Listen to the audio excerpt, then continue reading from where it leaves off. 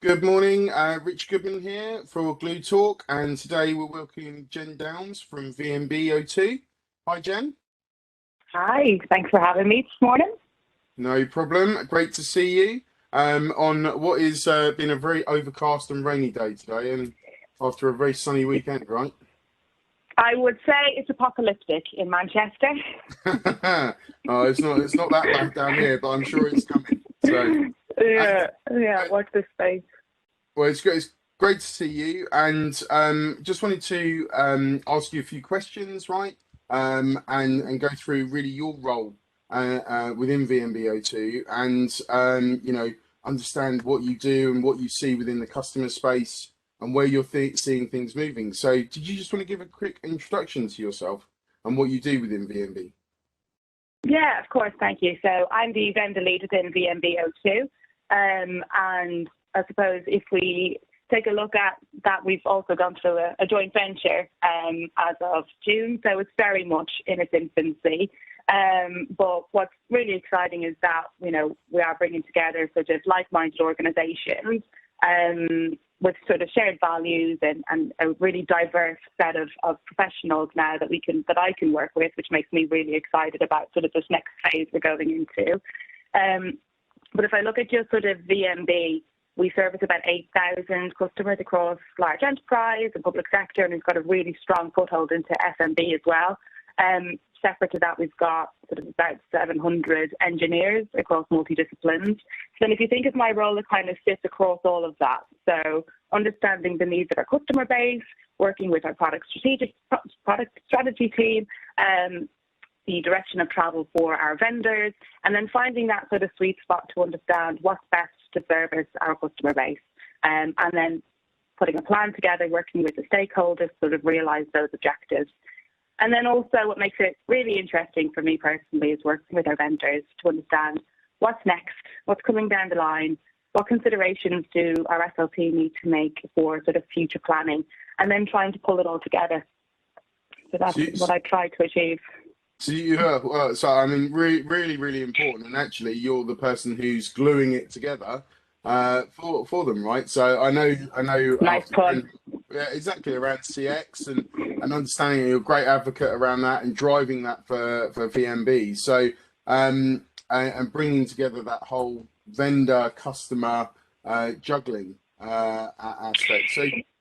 Yeah, and CX is a great example. So Virgin, we were born as an annuity business. It just is what we did, and we service contracts in life. So it wasn't necessarily new to Virgin, but from a Cisco perspective, it was really new. So when Cisco started talking to me about this a few years ago, it was completely new concept. And then obviously working with yourselves and Cisco and our internal stakeholders collaboratively, we were able to stand up that CX practice, which we just wouldn't have done if we hadn't had a sort of a finger on the pulse of what was going on. And if we didn't have such a strong relationship with Cisco, we wouldn't have had the intro into you. So it's really important to continue to network and build those relationships. Otherwise, we're just not going to service our customers the way we want to. Yeah, and I mean, I'm sure you are seeing the transpose of not just CX, obviously, for Cisco, but for everything else, right? So, as you say, you're an annuity-based business, servicing your customer and understanding what they're trying to achieve is been in your blood, if you like. And I think, certainly where we're seeing, I'm sure you are, is the vendors are now trying to catch up to that. And by the sound of it, you guys are already one step ahead, which is great. Um, and where have you seen, from the customers and their behaviours, have you seen that change between, previously before COVID and now? Have you seen it much more business aligned focused as opposed to transactional aligned focused? Yeah, I would say, well, we have to call out the obvious key trend. Here we are talking virtually. 2 years ago, we probably would have been sat in a studio having a face-to-face conversation, and there'd have been a glass of wine in hand and a few hours over lunch to chew the fat. Unfortunately, that's not the case. So, I think that shift in the way in which we're having this hybrid working model is changing the behaviour of our customers and how they, buy, consume, adopt technology, because they have to fulfill a completely different set of requirements that they weren't planning to, right? So was it 61% of people want remote working to just be the default, and I'm one of those 61%. So, and I think it helps achieve that sort of work-life balance that we've been talking about since the dawn of time, and that hybrid working model. But having a distributed workforce adds another layer of complexity. So you've got the conversation around collaboration, productivity, and mobility that we're having more so than we've ever had before. And then you've got the complexity, which then opens up your security strategy and making sure that that's far more robust and built in rather than an add-on. And I think that shift in conversation has been evolving over time, but certainly has been accelerated over the last few years. And I think it's continuing to shift the way in which customers behave and have an expectation on partners like VMB to make sure that they do have a robust strategy for this ever-growing and expanding hacker economy. So there's a different approach. And I suppose what else I think is also driving different types of demands and expectations from customers is that they need subject matter experts to help them navigate their way through this new world. So I do think that we're finding more demand for professional services and managed services. And I think as well, we're no longer allowed to be a telco. You know, connectivity in IT is so integrated. So we need to really step up and deliver that service to our customer base to make sure that, you know, their objectives are realized in the most efficient fashion. And that's you know, just picking up on what you say, you know, you're no longer allowed to be a telco, which is obviously, you know, from a VMB and OT perspective, that's what you've been known as. But now you're having to, your whole business is now having to shift. And how are how are you reacting to those changes then? Are you looking at all of the different practices across your business to be able to then stand those up and accelerate those to meet your customer demand, right? Because obviously you having a UC background in telecoms backgrounds, obviously you've flown through the roof because that's what you're specialists at. But now moving into the data center or digital workplace environments, or even cybersecurity, especially, I'm sure you're seeing huge demands around that. How are you reacting? And what is, you know, with O2 coming along as well? I mean, that must be so exciting with the amount of technical capability they've got as well. It's absolutely awesome. So if I take it sort of, that's an answer of a question. So if I take it to just what we've done within VMB recently, CX is massive. That absolutely changes the conversation when it comes to the Cisco relationship they're having with their customers. And it's a habit that we're really in the process of embedding. So it becomes part of the norm rather than, like I said, a value add. I don't want it to see it as a value add. I want it just to be something we deliver because it's best practice and it builds that customer loyalty. The second thing that we're doing, which I find really, really exciting, is DevNet. So we're looking at addressing the market demand so that, you know, we've got the capability to write and develop the applications with the Cisco products. And we're currently in the pilot phase of something that we call DevNet in the community. So taking what we're calling DevNet squads. So our guys who are, well, I'd be wrong to call them anything other than complete geniuses, have queued off for saying that. So they're pulling together the DevNet and the umbrella solution for schools and colleges. So to safeguard children between the ages of 4 and 16, if they're doing some key searches that they shouldn't be and need some immediate intervention. So that's something that we're running at the minute. And we've got a couple of other use cases that we're sort of in the development, conversation, conception stage. And then we're hoping to apply for our DevNet accreditation, hopefully by the end of this year. So going into our new fiscal, that'll be something else that we've got in our armory. But I suppose to broaden out the answer, like you're right, with O2, it just opens up an absolutely huge opportunity for both organizations. And the language that's coming down from SLT is really exciting. So they're really like poking the fire with us and saying things like, we want to be market challengers. You know, you've got the O2 has sort of 36 plus million connections. We've got a really strong, 8,000 customers that we service across public sector and large enterprise. So it's all about cross-pollinating of skills at the minute and really looking under the hood of where we can expand our portfolio. So, you know, no surprise you'd mentioned cybersecurity, you know, mobile, voice and UC, public Wi-Fi. There's just so much opportunity that we can really disrupt in the market. I mean, that's it's kind of a breath of fresh air around innovation, right? With DevNet. So obviously DevNet very close to my heart as well. But driving that innovation and doing what you're doing with the schools, especially, I've got 3 young kids and trying to keep them tamed on things like Google when so much information is accessible now. Where you suddenly turn around and they've stolen your phone and you're like, no. So, being able to do things like that, where you're tying that in and helping to prevent kids seeing what they shouldn't be seeing around the internet or other things, that's absolutely brilliant. And you're absolutely right, they are geniuses. So they're a lot cleverer than me, that's for sure. I'm certainly not coding, that's for sure. Yeah.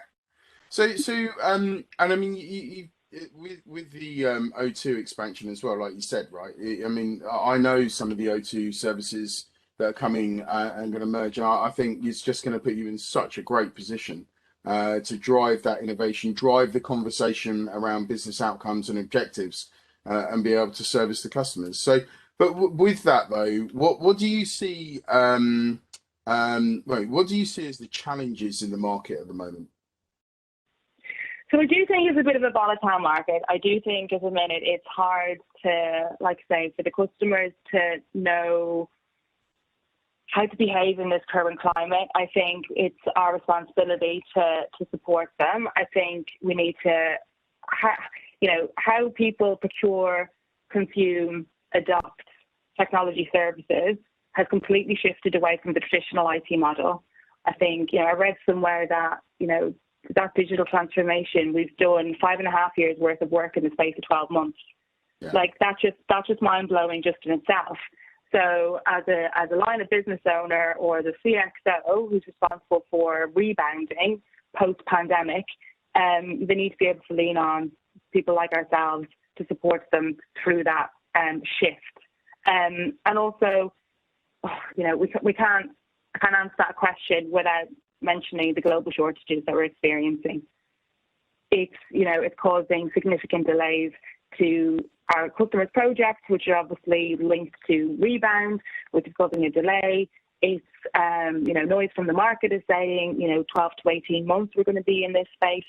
So that's a really big challenge for us at the moment in trying to work our way through that and mitigate the risks that our customers are taking on when delivering these projects. And one of the things that certainly I've seen with a lot of customers is they've taken the decision to obviously do digital transformation because they have to. And we use those terms, right, because everybody bounds that around. But they need to move to a digital workplace, and whether that be cloud compute or reshuffle internally, but ultimately driving that relevance to their customer as well. But one thing we have noticed is, and I wanted to see whether you're seeing this, is the lack of security. So they've made the decisions to go and do these things, which are the right things to do for the business, but then they're thinking of security afterwards. Are you seeing that in the market as well? And I've seen this, I just feel like we've always had the conversation with security being an afterthought. You qualify what the business outcomes are, you sell the solution, and then you find out, then you ask the question, and how are you going to secure this? And it's the most frustrating things to witness for somebody like me. It's like, no, so you start with the security at the heart of everything you do. You should never, ever propose a solution without security being embedded in it. Because what you then find is you've got people who will buy point products to solve a particular solution, and then you've got a picket fence security strategy that is just with gaping holes in between each pillar. And that's just very dangerous place to be. And we want to make sure that we're sort of shifting the needle and being those consultants that advise customers the best approach to take, so to avoid, breaches and being able to manage them proactively. And I know you lead with that, right? So that's why I asked the question. So I know you tie that into those business outcomes, and certainly from where we're seeing, like you said, right, point products with the customers, and obviously the vendors are pushing those point products, because obviously they've changed. So, one of the questions I wanted to ask you is, what do you look for in a strategic partnership when you've got people wanting to work with you at VMBO2? What do you look for? Yeah, we do get a lot of people sort of banging down our door. But what I would say is that you do need to find alliances with mutual benefits. You know, you need to be able to work with people that both have skin in the game. It's obvious to say, you know, you need to have trust, openness, and your team know more than most how open and honest and transparent I expect my partners to be. But then also you get that in return, whether people want to hear my opinion or not. There has to be that. And also there has to be, you know, some sort of, you know, conflict resolution methodology agreed up front, whether it's, you know, documented and, you know, formal or otherwise, but you have to appreciate that it's not always going to be an easy ride. We're not always going to agree with one another, but we have to understand each other's strategies. So I think working with VMB or with any partner, you need to understand us intimately, understand how we work, understand our sort of trajectory of travel, and then map out your strategic sort of priorities to ours, and then that's where it becomes a sweet spot. And then also everything that we do, we keep our customers at the centre of it. And so it has to be about servicing those customer requirements in the best way for them. And I think once you couple all those things together, you've got your relationships across all stakeholders, across all pairings aligned. That's when you can really call yourself a partnership. And that's what I look for when vendors want to work with VMB. And that's key. And it comes on to the really next question. Obviously, you know my background, and that's exactly the kind of thing, right? Moving from that traditional supplier relationship to a true partnership, right? So, and yeah, it's shared risk and shared reward. Like it can be that can be a little bit cliche, but that's absolutely how I see it. You know, you both have to be in it together in order to really make a difference. Yeah. And do you see that shift from your customers as well, that they're now looking for, you know, they're not just coming to VMB to say, right, okay, well, I just want this, and it's much more transactional versus now it's much more, well, actually, strategically, how do we align to you as a partnership? Are you seeing that much more from customers and the consolidation of suppliers? The consolidation of suppliers we're definitely seeing. So people no longer want to just have, you know, a silly number of vendors, a silly number of products that are having a transactional relationship and the cheapest wins. It's just not how the market is reacting at the minute. And I think with the onset of the digital first approach that a lot of customers are taking, it's important for them to work with people who do, like I said, it's that intimacy. You know, you can't just know at a very high level where a customer wants to go. You have to understand where they want to go and where they want to go for their customers. You know, it's the follow-on relationship that you need to understand. And that's when you can really provide a full circle service that's all about providing what they need up front, but then also servicing them in life. And I think that's where if I was a customer, I wouldn't be working with anybody who wouldn't be providing me with that in-life service, because we would need as a partner to deliver on the promise that we made at the point of sale. So we've said, yeah, this solution is the best for you. However, it's up to us as a partner to make sure that that's delivered and seen all the way through to completion. Otherwise, it is that transactional relationship, and that's no good for anybody. So we are starting to see that customer demand, which is music to my ears, that we're in a position to be able to deliver that. And also, I think customers should be demanding that people have commitment to NPS. You know, it's that constant feedback from our customers into our business, so that we can stage interventions, we can do more of the good stuff, and we can stop some of the things that irritate our customers. But I think it demonstrates when a company is committed to NPS, it demonstrates the investment that's made into our customers. And so that's something that I think that should just be a minimum expectation.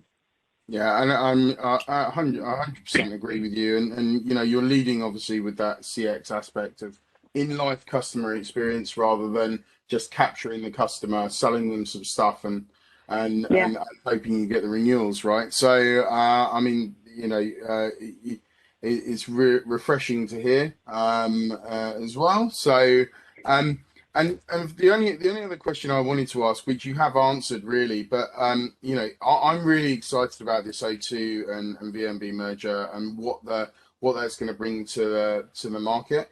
And what do you really see from the O2 perspective portfolio bringing to you for the future and all your customers, right? Yeah, so we are in sort of, like, say, the infancy stage of this joint venture. So a lot of that detail is being worked on in the background as to what our key priorities are. I think what I will say is what's really exciting is that with two robust organizations, you know, it's a true growth joint venture. For me, that is super exciting. I get to work with my peers who I already have been working with. Again, Joe Bertram, our MD, has done a phenomenal job in bringing together the team. So we're all being peered and we've all started to understand one another's roles, how we approach the market, etc. But I do think, like you said, the key priorities for us will be sort of in the connectivity, SD-WAN, I don't think I mentioned before, the cybersecurity, mobile, voice and UC, private Wi-Fi, managed LAN and voice. And then, like you say, that next layer of detail down is being worked on. So that is a little bit of a TBC. It's the secret one. That's the secret sauce. We're sauce. just waiting for. And that's brilliant. That's a real insight into, you know, what's happening and where you're seeing the market go, Jen. So, if there was anything that you could offer to, obviously we have a lot of partners watch this as well as customers. If there's anything you could offer as advice to other partners and to the customers, what would you say? What I would say is know where you're looking to go. Okay, there's a lot of noise at the moment. The market there's so much change, and just know what you want to do. Tailor those small number of priorities and do them really, really well. Don't get distracted by everything that's going on, because you will achieve absolutely nothing. So just bring it back to brilliant basics. Where do you want to go? Reverse engineer that into a plan. Keep it really, really simple, and then just block out everything else. That's really good advice, and we see a lot of people obviously trying to do way too much, and then failing, unfortunately. But no, I mean, brilliant, Jane. Well, thank you very much indeed for your time. I know you're a very busy person, even busier than me these days. So, I want to say thank you, and we've been GluTalk, and thank you very much. Thank you very much.